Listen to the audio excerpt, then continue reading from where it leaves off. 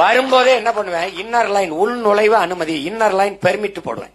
அப்படியே வந்தான்னா யாரு, எந்த மாநிலத்திலிருந்து வரான், எதுக்காக வரான், அவனை கூட்டி வந்த முகவரி யார், என்ன பணிக்கு வரான், எங்க தங்குவான், எவ்வளவு நாள் இருப்பான், இந்த கான்ட்ராக்ட் எத்தனை நாள் போடப்பட்டிருக்கு, பில்டிங் கட்டுறதுக்கு இல்ல சாலை போடுறதுக்கு அல்லது இதுக்காக வந்திருக்கான், இவனுடைய முகவரி என்ன, இவனுடைய ஆதார் அட்டை என்ன, எல்லாம் என்கிட்ட இருக்கும், தப்பிக்கவே முடியாது.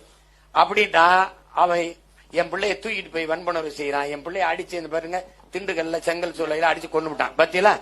இது தொடர்ச்சியா நடக்கும் போது நான் கூட சொல்லுவேன், நீ எனக்கு போடுவ, யாரு எனக்கு போடுவ, இல்லைன்னா வட இந்தியவனை அடிப்பான், அப்ப நீ வழியோடு தேடுவாயின்ல.